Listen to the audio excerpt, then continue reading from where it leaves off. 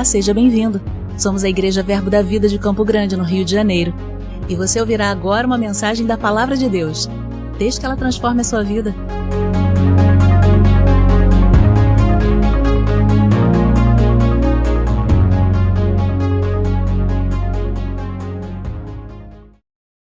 Bom dia, querido, graça e paz. Queridos, nós estamos abrindo um mês, normalmente no nosso culto de fundamentos, nós temos o tema do mês, ou pelo menos trazemos uma direção daquilo que Deus quer tratar com a nossa igreja.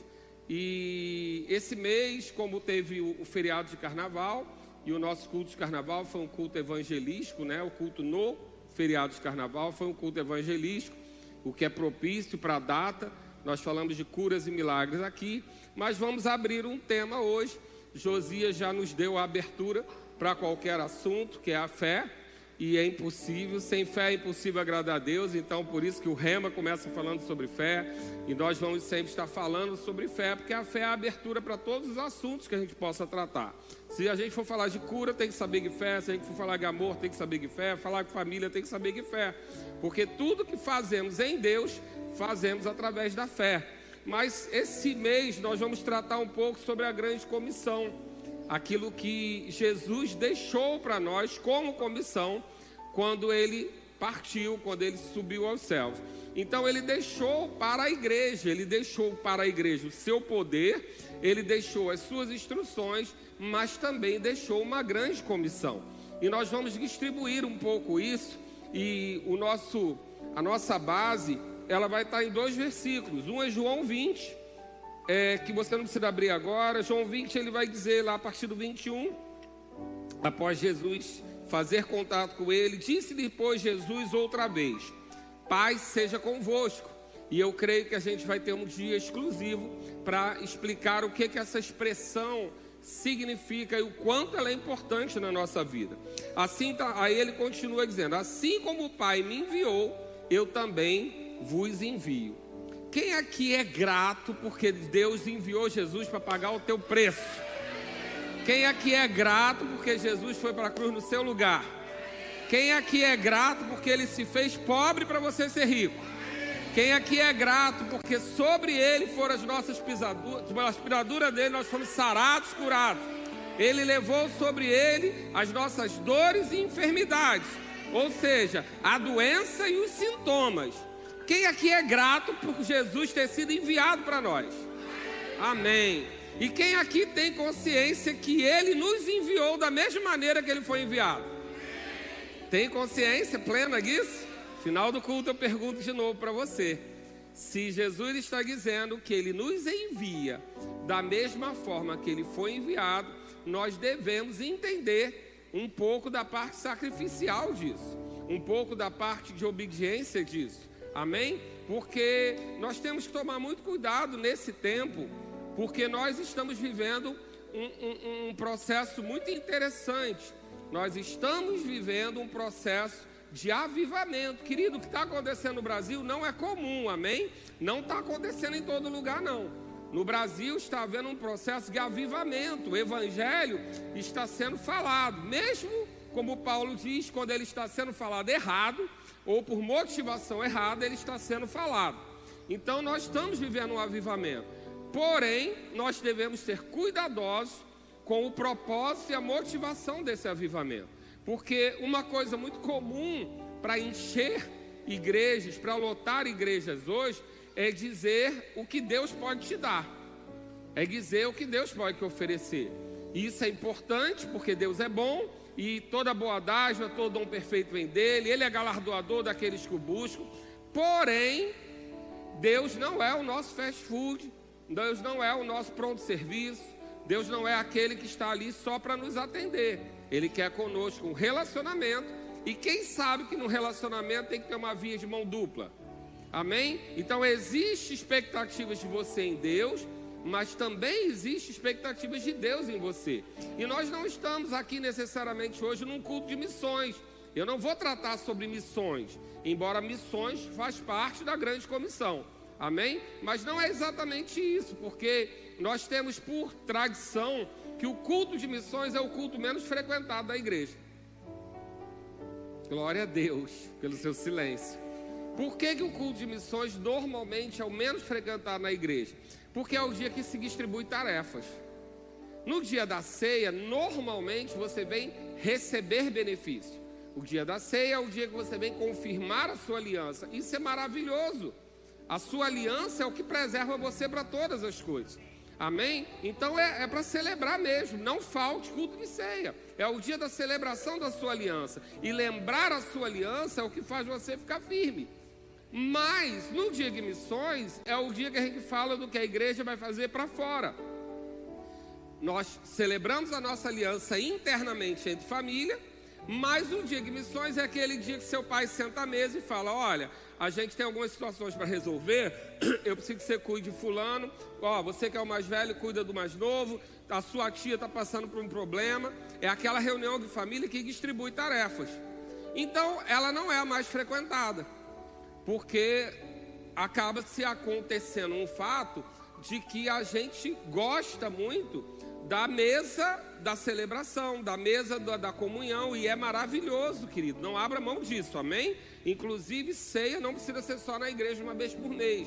Quando você estiver reunido, 2 ou 3, em nome de Jesus, tendo pão, tendo sucos de uva, faça uma ceia, celebre a sua aliança. Na sua casa, com a sua família, eu indico você a, na sua casa, uma vez por mês, ceiar com a sua família.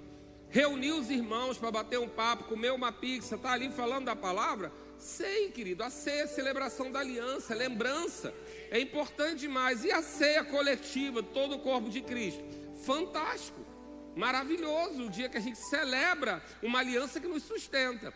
Mas em reuniões de família, tem aquelas reuniões também para distribuir tarefa. Quem lava a louça, quem arruma o armário, como é que vai ser, não tem essa reunião? Essa é no culto de missões. E no culto de missões a gente tem talvez a maior baixa de frequência da igreja. Por quê? Porque é um dia de dividir tarefas. Hoje não é um culto de missões, mas nós devemos entender que há uma comissão. Há algo que Jesus nos confiou. Quem gosta aqui de saber que ganhou o nome de Jesus toda a autoridade sobre a terra? Só uns 4 ou 5? Vou dar uma chance para você de novo, para você não ficar tímido. Porque timidez não vem de Deus, amém? Quem gosta de saber que tem poder e autoridade no nome de Jesus? Glória a Deus. A gente gosta de saber que recebeu essa autoridade. Mas essa autoridade nos foi dada para um propósito. Toda unção tem um propósito. Amém? Então ele vai dizer: assim como o Pai me enviou, eu também vos envio. E havendo visto isso, soprou sobre eles e disse: recebei o Espírito Santo. Então, nós recebemos o Espírito Santo, e isso é maravilhoso para nós. Amém? Mudou a nossa vida. Nunca mais vamos estar sozinhos, nunca mais vamos estar perdidos, nunca mais vamos estar desacompanhados. Temos um ajudador, alguém que nos auxilia, alguém que nos auxilia na nossa fraqueza, ou seja, cobre a nossa fraqueza, como deve ser a nossa relação com os irmãos. Porque todos temos fraqueza e todos precisamos de cobertura na nossa fraqueza. O Espírito Santo é aquele que nos auxilia na fraqueza, naquilo que nós não podemos fazer sozinhos. E isso é maravilhoso para a nossa vida. Mas a Bíblia também diz que havia o Espírito dentro e havia o Espírito sobre. O Espírito dentro restaura você, habilita você a ter relacionamento com Deus, habilita você a ser um filho, a ser selado. E o Espírito sobre você habilita você a ser uma testemunha, habilita você para a comissão, para representar Jesus nessa terra, para andar em poder, para andar no sobrenatural, para fazer fazer milagres. Você recebeu isso. Para quê? Para fora. O Espírito sobre você, embora ele te alimente, ele te edifique através da oração em línguas, ele tem um propósito para servir. Amém? Eu gosto de fazer uma comparação relativa. Quando você faz o rema, você faz para a sua vida. O rema é uma escola para habilitar você para a vida cristã. E a escola de ministro para servir. A escola de ministro não é para você na sua vida cristã. É para uma vida ministerial, que é trabalho. Escola de missões, trabalho. Você faz a primeira preparação, se restaura, se prepara, transforma a sua vida e depois vai se especializar para trabalhar, receber ferramentas para trabalhar. Amém? Então o Espírito sobre nós é um Espírito, é um revestimento para trabalho, para testemunhar Cristo, uma grande comissão. Amém? Até aqui? Glória a Deus. E agora abre comigo em Mateus 28, e esse é o nosso versículo-chave do mês, aonde nós vamos dissecar alguns assuntos. Mateus 28 vai dizer: seguiram os 11 discípulos para a Galiléia, no versículo 16, para o monte que Jesus lhe designara. E quando o viram, o adoraram, mas alguns duvidaram. Nosso foco a partir do 18. Jesus, aproximando, falou-lhes dizendo: toda autoridade me foi dada no céu e na terra. Jesus estava dizendo que depois do sacrifício dele, depois de prestado o sacrifício, depois de cumprido com êxito a sua missão, toda autoridade, diga comigo, toda autoridade foi dada a ele, e aí não foi dada, me foi dada no céu e na terra. Por isso ele manda que a gente ore, assim na terra como no céu. Por quê? Ele já tinha autoridade no céu, e agora ele tem autoridade no céu e na terra. Amém? Lembra aquela autoridade que Adão entregou para Satanás, lá no Éden, quando ele desobedeceu a Deus? Deus deu autoridade ao homem, o homem pegou a autoridade que recebeu de presente e perdeu na mão de Satanás. E Satanás virou o príncipe desse mundo. Ele é ainda o príncipe desse mundo. Mas quando Jesus vem e nos resgata através do seu sacrifício, Jesus pega a autoridade que ele tinha no céu e ele traz para a terra sobre ele. Mas agora o que ele faz? Essa autoridade que eu recebi, que era igual ao do céu, venha a nós o vosso reino, seja feita a vossa vontade, assim na terra como é no céu, Jesus traz para a terra com ele. E aquele que crê nele, recebe essa autoridade. Ah, você agora é o príncipe desse mundo? Não, tem um príncipe desse mundo, mas ele não tem autoridade sobre você. E aonde você pisa, o reino vai se manifestar. Amém? Jesus puxa essa autoridade que ele conhecia do céu, ele traz para a vida dele, e depois que ele ressuscita, ele diz: ó, agora está com vocês. E aí ele entrega essa autoridade para nós. Para quê? Para quê? Para a gente dizer que a gente é bom? Para a gente dizer que a gente é melhor? Para a gente se separar do mundo e dizer nós somos exclusivos? Não! Para sermos testemunhas dele. Então ele traz essa autoridade, ele busca a autoridade no céu. Lembra que ele estava na terra como homem, mas ele morreu, ressuscitou, foi ao céu, prestou o nosso sacrifício, apresentou o nosso sangue, trouxe a autoridade para nós, de uma forma ilustrativa, dizendo, amém? Mas ele traz essa autoridade para nós, traz sobre ele. Ele tem toda a autoridade que havia no céu, agora está com ele na terra. Recupera a autoridade que Adão deveria ter, está sobre ele. E o que ele faz agora? Agora vocês. Agora é com vocês. Amém? Eu sei que é lindo você dizer: Jesus mora no meu coração. É uma forma simbólica de você dizer o que ele representa para você. Mas ele não mora aí porque nem cabe. Amém? Jesus está num corpo, com as mãos furadas, sentado à destra do Pai. Quem está dentro do seu coração, do seu interior, é o Espírito Santo. Então, Deus no trono, da onde ele nunca sai, da onde ele rege todo o universo, ele é o centro de todo o universo. Do lado dele, Jesus com o corpo glorificado, com a mão furada, pé furado, intercedendo por você, e em você, o Espírito de Deus. Amém? Mas Jesus vem e diz: olha, eu recebi toda a autoridade, me foi dada no céu e na terra. E agora o que ele faz? Ide, vai, segue. Eu gosto disso, que eu me identifico. Porque 99% dos pastores fala fica. E eu falo vai.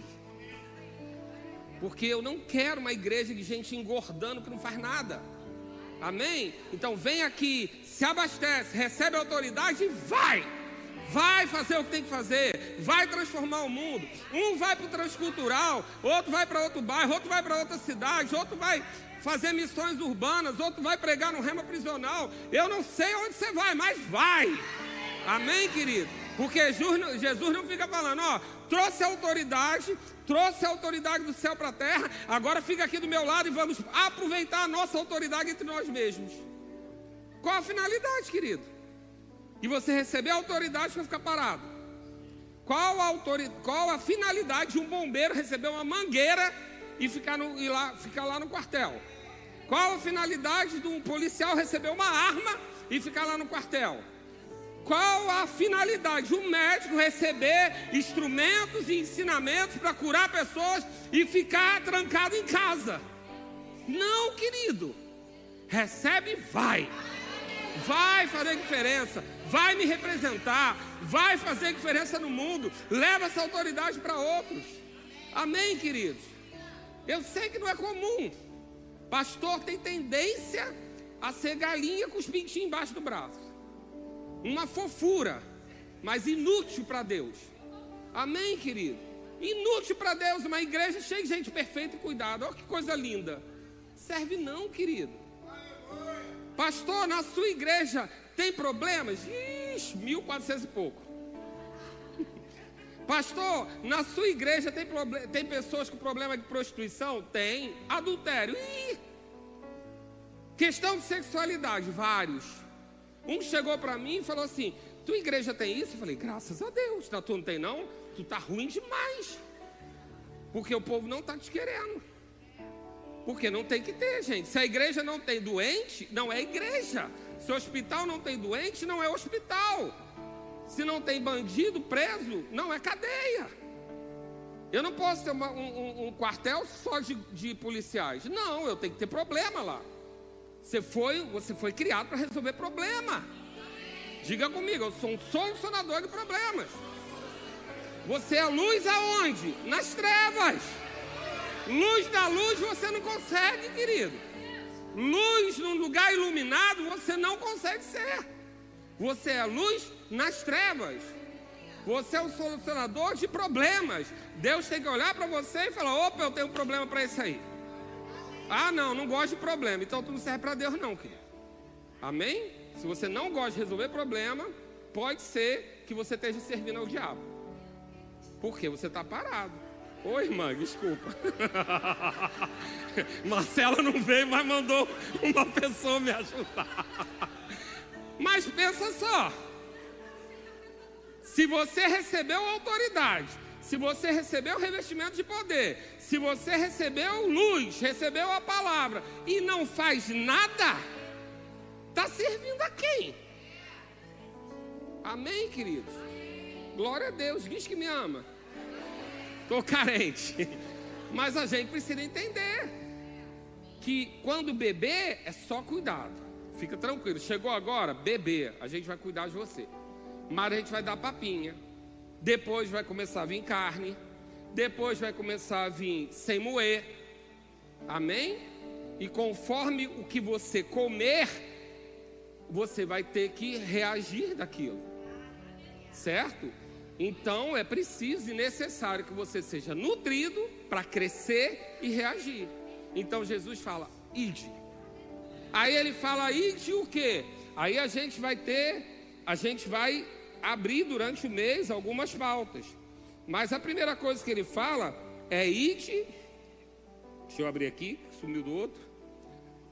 Puxa. Ele vai dizer para você: ide e fazei discípulos. Certo? Então é para fazer discípulo.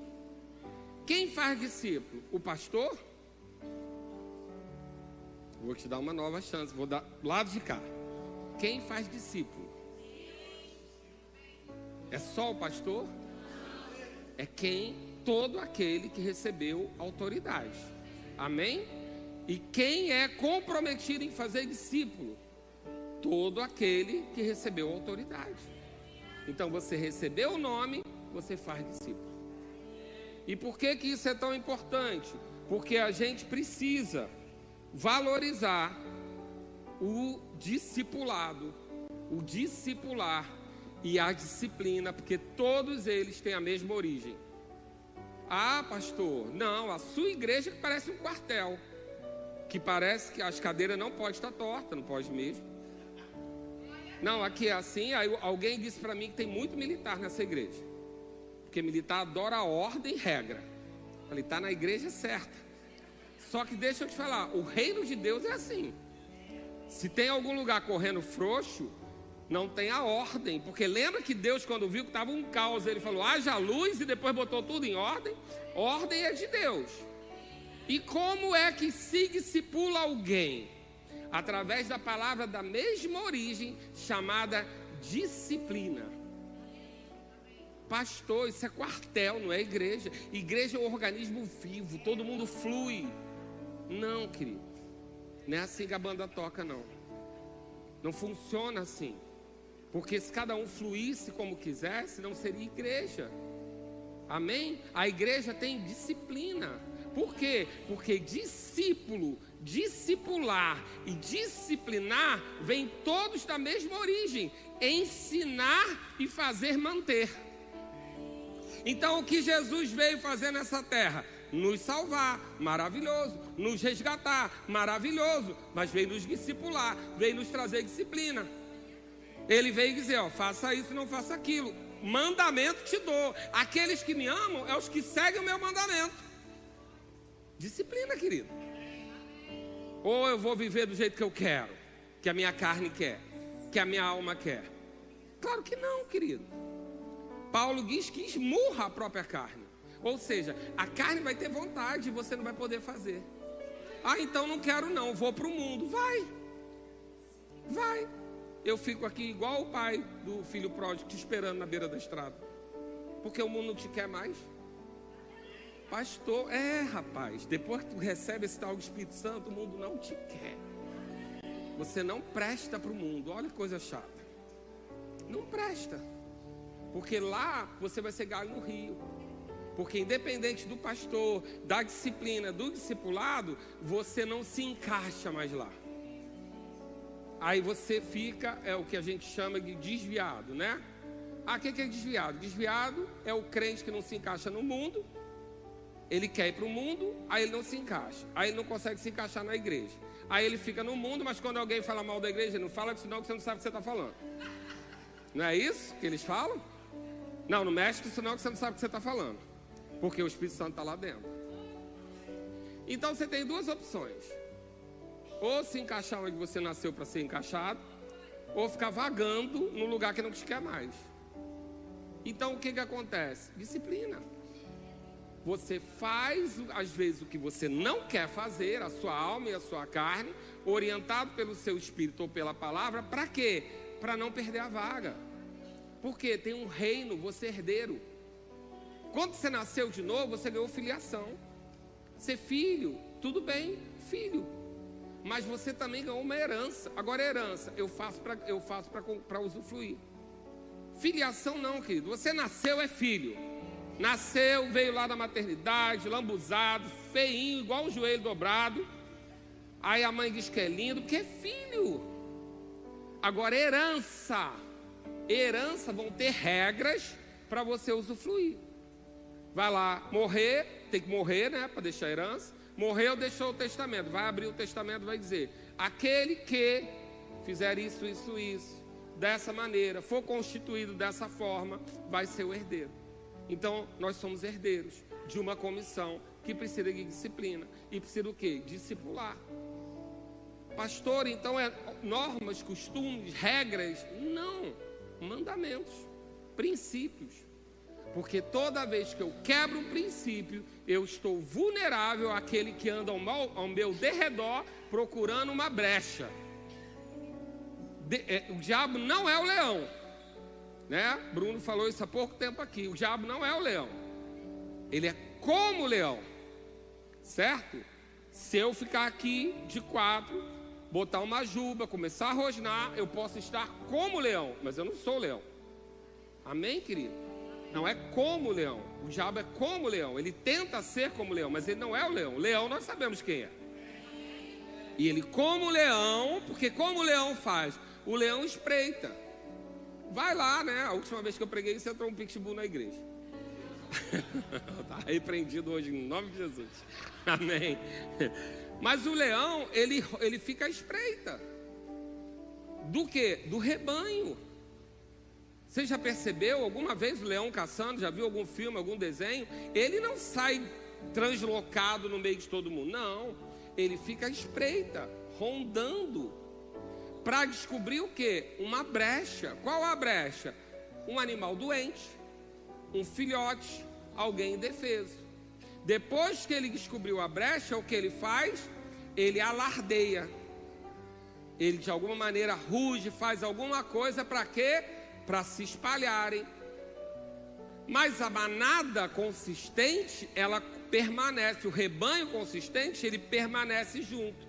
Mas sempre tem um desavisado, um mais fraco, aquele que está doente. Porque que doença é essa? Mágoa, decepção, frustração. Aí sai do rebanho. Quem vai ser a presa do leão? Esse que deixou o rebanho, esse que saiu do grupo. Ele fica fragilizado, e essa é a brecha que o leão ataca. Então o diabo anda ao derredor procurando o quê? Essa brecha. Ele vai jogar alguma armadilha para você, provavelmente, muito provavelmente uma mágoa. Mágoa, como diz João Bevere, e a própria palavra escandalon vai falar isso na Bíblia, se trata de uma isca. É algo que se coloca no seu coração para você virar uma presa fácil. Porque magoado, você é presa fácil. Mas e as suas razões? Minhoca na ponta da isca. Presa fácil. Vai ser pego pelo anzol. Então mágoa é uma dessas brechas que a gente encontra. E quebra de princípio, a outra brecha. Porque quando eu quebro o princípio, o diabo olha e fala: opa, esse não tem disciplina, esse não é discípulo. É assim que ele faz com a nossa vida. Mas pastor, é assim? É. Ele te odeia. Tem alguém aqui que o diabo não odeia? Levanta a mão, que eu quero orar por você. Ele te odeia, querido. Ele tem que te odiar. Você está exatamente no lugar que ele queria sentar e não pode. Porque nas regiões celestiais você está à destra de Deus, representado por Cristo Jesus, que é o cabeça e você é o corpo. E aonde ele queria sentar? No trono do Altíssimo. E aonde você está? Do lado do trono, do lugar que ele queria. Tem raiva de você. Aquele irmão que faz tudo, né? E dá tudo errado para ele, e você não fez nada, e dá tudo certo para você. Tem raiva de você. Então ele tem ódio da gente. Agora o que ele precisa achar? Uma brecha. E qual é a brecha? Quando você sai da disciplina. Você deixa, ele identifica que você não está discipulado, ou disciplinado, ou discípulo de Jesus. Então, nós vamos falar ao longo desse mês sobre disciplina. Em que sentido? De discipular. Vamos tratar ao longo desse mês sobre a importância que você tem para a vida do irmão que está do seu lado. Porque exemplo é mais importante do que palavra. Palavra humana, amém? A palavra de Deus, mais importante, mas o exemplo, mais importante que a palavra humana. Porque eles todos estão olhando para você. E quanto mais velho você é na casa, mais referência você tem que ser. Amém? Então o ministro é o mais velho, ele precisa ser exemplo. E os trabalhadores, depois dos ministros, o segundo exemplo. Porque quando você entrou na igreja, você olhou para algumas referências para saber como se comportava. Então somos discípulos um dos outros. Além de discipulado, do líder do discipulado, do pastor, do ministro, você é discípulo de alguém. Alguém mentoreou você, alguém orou por você, alguém é um exemplo para você. E aí a gente precisa entender a importância disso. E talvez eu só fique nesse versículo hoje. Aí ele vai dizer: fazer discípulo aonde? Todas as nações. Então, ele não te deu só um lugarzinho, ele te deu todas as nações. Mas pastor, não tem chamado transcultural. Você tem sim. Você não tem para ir, mas você banca Samuel, você banca Kaline, você banca o pastor Marcos, você banca e ora. Eu creio que você ore. Mas se não orar, já banca, já está dentro. Você já está em Angola, você já está no Congo lá com o Pedrinho, sofrendo ameaça e pegando criança lá que ia ser morta e decapitada. Amém? Você está em Portugal, numa cidade onde a religiosidade imperava e o evangelho está chegando através de Guilherme e Tânia. Você está lá. Você está em vários lugares do mundo através da questão de ser igreja e corpo. Você está discipulando pessoas. Deixa eu dizer para você, eu tenho viajado. Tenho sido convidado para ministrar em outros lugares e para dar treinamento para lideranças. E sabe o que eu ouço lá? As pessoas veem você. Eles estão nos acompanhando. eles olham para o YouTube, nós somos uma boa referência dentro do nosso ministério. E as pessoas querem saber como funciona lá. Como funciona com quem? Com você. Porque se você estivesse dando errado, ninguém ia querer saber do pastor, não. As pessoas só querem saber como a gente faz aqui, porque elas estão olhando para você e vendo que você está dando certo. Você está discipulando pessoas em vários lugares que você não tem nem ideia. Amém, queridos? Então a gente pode fazer isso, mas pode fazer cada vez melhor. Depois ele diz, batizando em nome do Pai e do Filho e do Espírito. A palavra aqui é baptizo, não é bapto. Quem já assistiu um batismo comigo sabe que tem uma diferença. Bapto é uma imersão rápida, é aquela ocasião de você mergulhar nas águas e sair. Mas o batismo é inserir, imergir, colocar dentro, envolver em algo. Então Jesus diz que a gente tem que disciplinar pessoas e a gente tem que inserir ela no corpo. Tem que afundar a pessoa lá junto com a gente. Ela tem que começar a ter gosto de Cristo. Eu e você estamos imersos, envolvidos, batizados no Espírito Santo e em Jesus. Para quê? Para ganhar o gosto dele. Aí, se você não está entendendo bem, assista qualquer ministração minha de batismo, você vai entender bem sobre isso.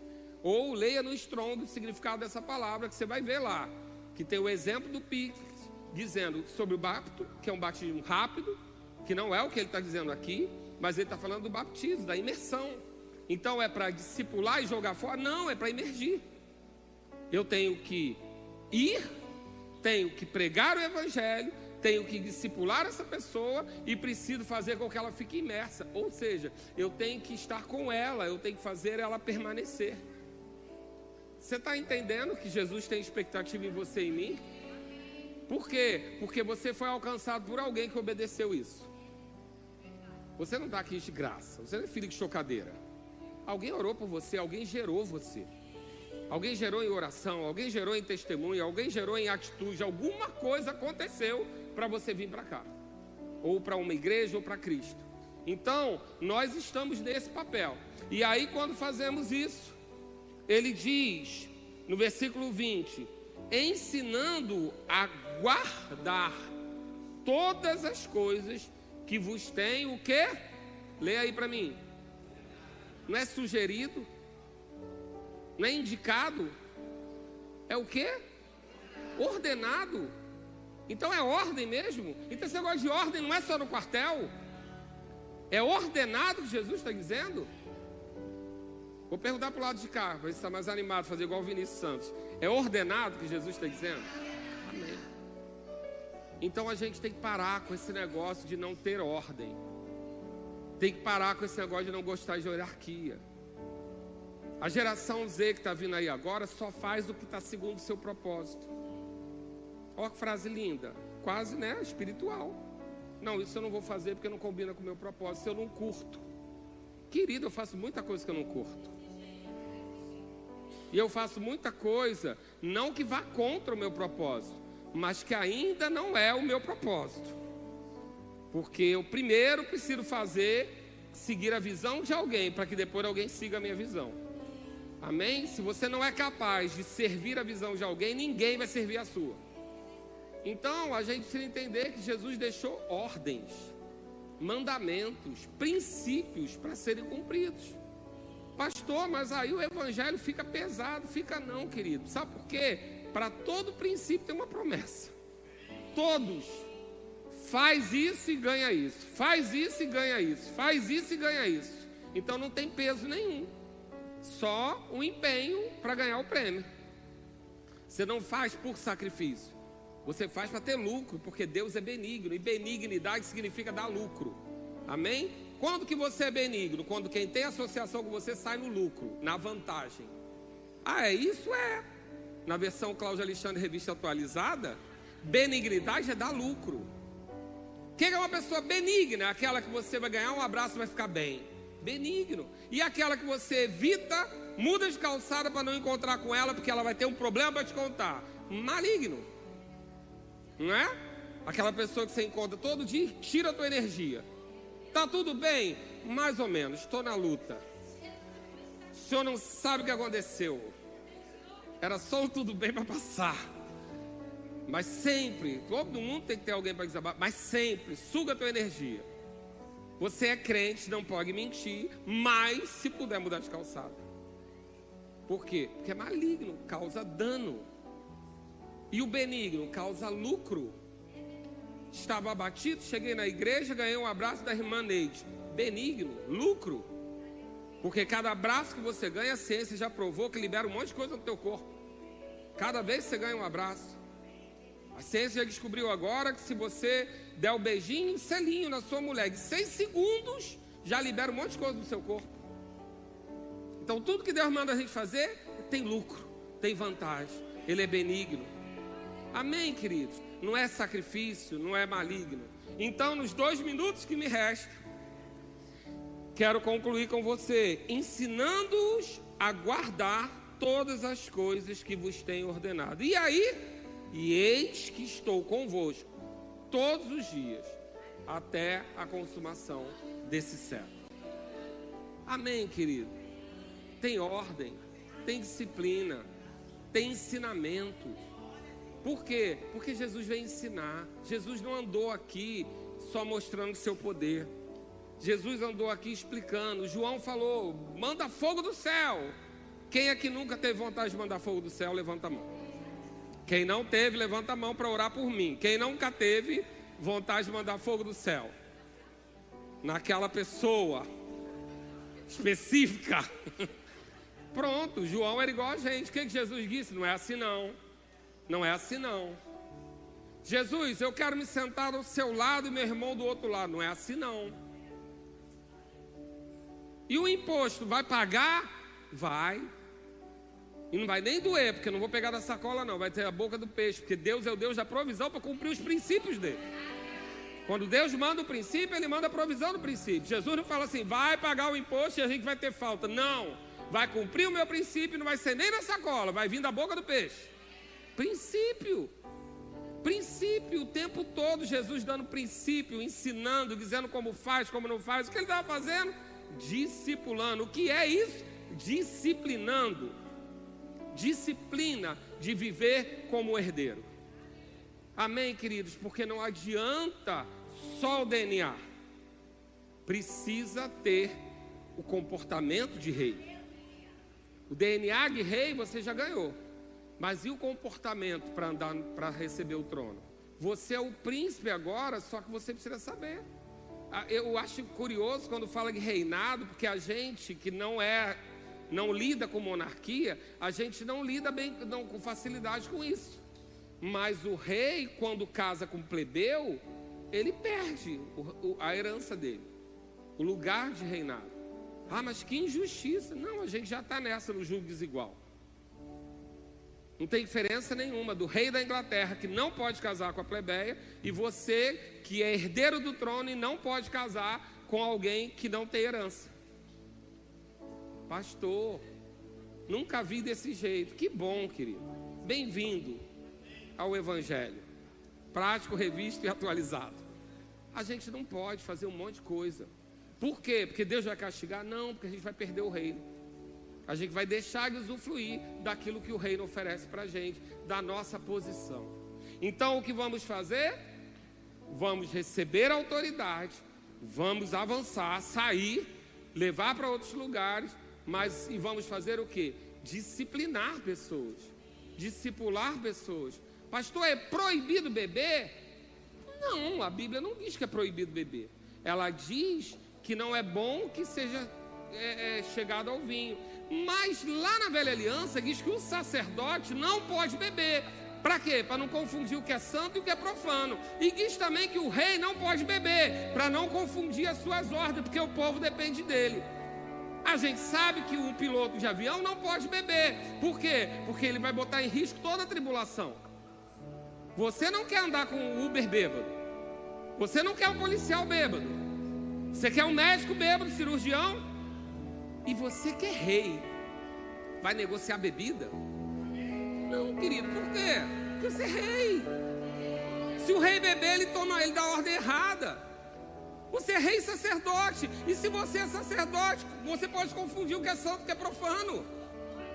Vai correr o risco de perder, de abrir uma brecha. É proibido beber?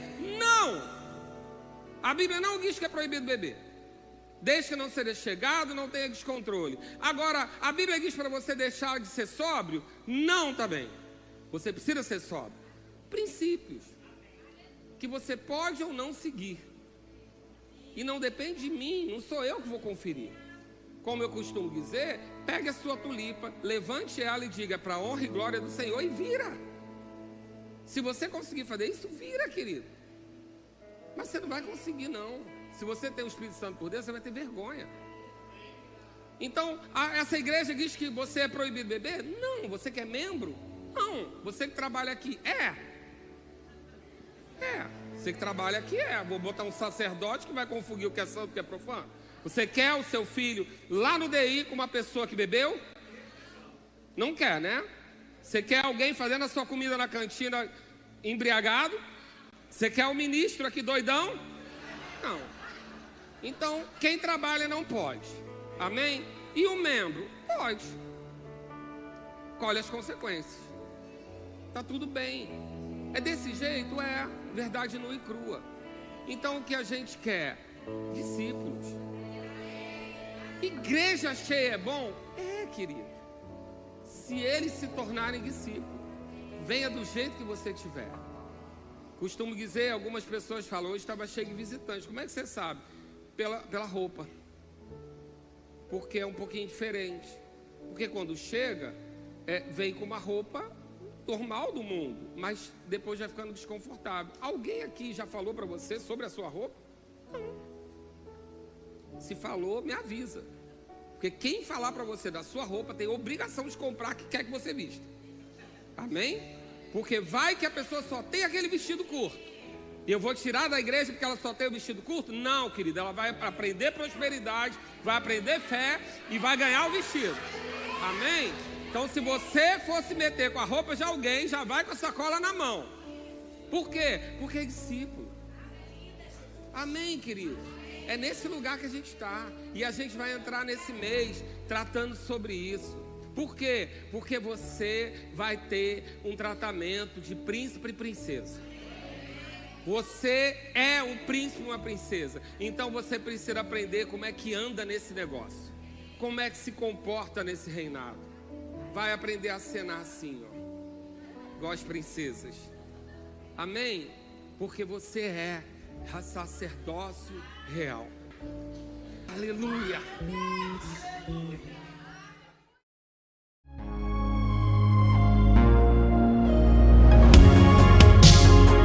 Ouça outras ministrações em nosso site verbodavida.com/Campo Grande RJ. Nos acompanhe também em nossas redes sociais, Facebook, Instagram e YouTube. Seja abençoado na prática dessa palavra.